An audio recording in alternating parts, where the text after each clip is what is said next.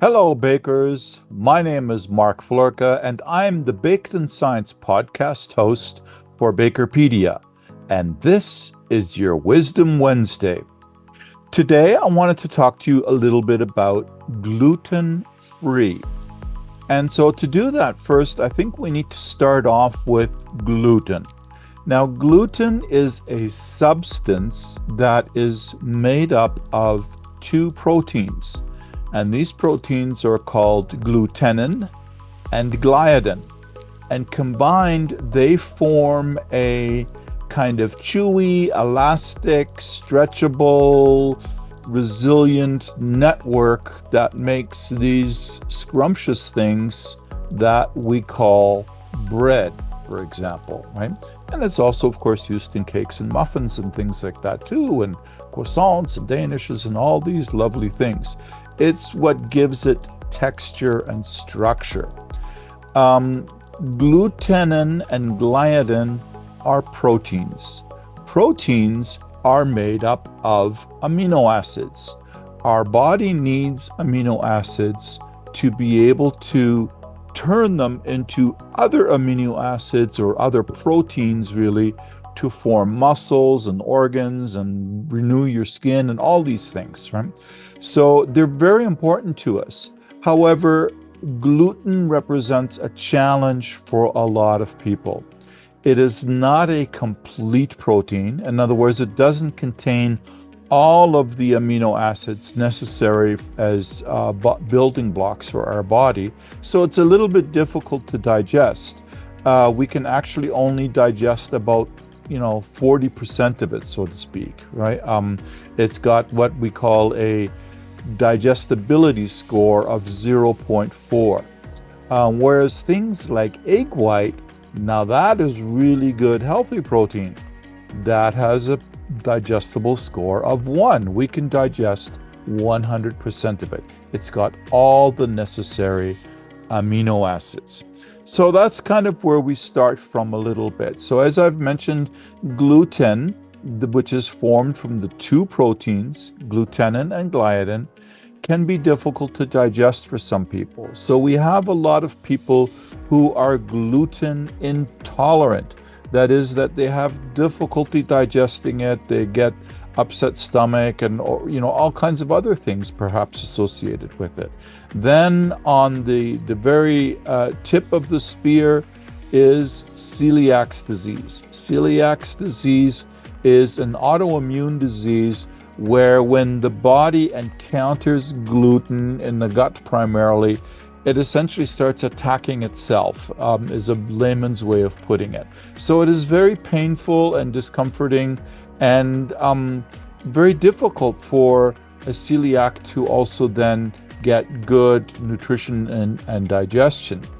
And then there's, well, as I mentioned, there is gluten intolerant, and then there are people who are allergic to gluten, which is completely different altogether. So we really have 3 different categories: a autoimmune disease, digestion discomfort, and we have allergens, right? Now, the allergen is not severe, generally speaking, such as peanut allergies where anaphylaxis can happen. But people who are allergic to gluten can break out in hives. They get red spots everywhere and things, and gets itchy and all that stuff, and maybe other symptoms, right? It's associated with a histamine response, which is what an allergy is, right? So, having set up now what gluten is and why we might want to consider gluten-free brings us to all of the opportunities that are available. So gluten-free baking is a very important growing category. It is worth close to $13 billion in the United States these days, and it is poised to grow over 10% in the next 8 years. So there's a lot of opportunity for gluten-free still.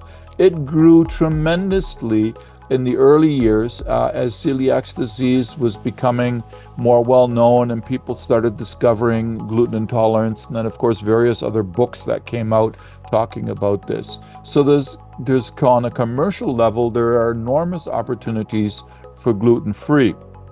Now, where are you going to find out information about all this stuff to try baking gluten-free? Well, of course, there's lots of things on the internet, right? And if it's on the internet, it must be true, right? Well, we know that can be a struggle sometimes, but we can assure you when you come to the Bakerpedia website, you can always find sound, vetted information. And we have a brand new pocketbook, or pocket guide, I should say, all about gluten-free, and it even has sample formulas for gluten-free bread, gluten-free cookies, gluten-free cake, and so you can get a lot of help there from downloading the pocket guide. Just go to bakerpedia.com and you click on the first drop-down menu on the left-hand side and select Pocket Guide, and there you go. As I always like to say, Bob's your uncle, right? And so working with gluten-free products can be quite a challenge, right? So first of all, ensuring that the ingredients are gluten-free, especially if you want to sell to celiacs. They are very, very sensitive to gluten. So for something to be gluten-free for someone who suffers from celiac disease, it must be less than 20 parts per million. So that's very, very little. How can I put this into, if you took 20 grams of gluten in 1,000,000 grams of flour? So imagine that, 1,000,000 grams of flour. That would be 1,000 kilos. So in other words, only 20 grams of gluten per metric ton. That is, in other words, if you imagine a long ton of flour, you would have to have less than a tablespoon of gluten in there.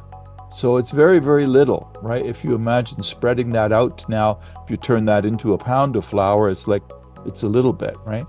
And it's very hard to get everything clean once you've had gluten in a facility, because it's everywhere. It's in the air, it's in the dust, it's everything. So you have to be very diligent when you're making things truly gluten-free. And then, of course, you have to vet all of your ingredients that are coming in, that they are certified gluten-free, so that you don't bring in cross-contamination when you're in a gluten-free facility. And, of course, formulating is then the other interesting challenge. Now, just replacing wheat flour with starches is what often those who are uninitiated think is the simple answer. Unfortunately, it's not that simple because the gluten protein, as small as that is, it's only usually somewhere between 10 and 12% most of the time of the flour. It has a huge function because really when you make a dough, the only thing that's really absorbing water is gluten. The rest, the starch, has water attached to it, on it, going kind of for a little ride, and then when it heats up in the oven, it opens up and absorbs the water and locks things in place, right? So starches are definitely a big part of gluten-free, but now you need to replace some of that elasticity and resilience and stretchability and all this kind of stuff. So egg whites can help with that. Hydrocolloids can help with that. Various hydrocolloids is various types of gums and fibers and things like that. And so there's different things. Some of the great gluten-free flours, for example, chia flour and sorghum flour, they have some slight gluten-like properties in that they provide you a little bit of that resilience, that especially in things like muffins and cakes, they work really, really well, right? And there again, we have pointers on this in the pocket guide, in our gluten-free pocket guide on Bakerpedia. And so, the other thing is where it gets really challenging is if you're trying to do multiple interests beyond gluten-free. If you're trying to do gluten-free and vegan, that becomes an extreme challenge. And the best thing I would suggest is call us, right? Because that's not something you're going to figure out on your own, unless you got like really a few years to work on something, because it's extremely challenging to replace anything that comes from an animal that might help you. And so you can't just simply do it all with hydrocolloids. It's not quite as cut and dry as that, as we say, right? And so there are lots of opportunities for gluten-free. We have a gluten-free seminar coming up in the near future as well. And do check out our gluten-free pocket guide. My name is Mark Floerke. I'm the Baked in Science podcast host for Bakerpedia, and this has been your Wisdom Wednesday.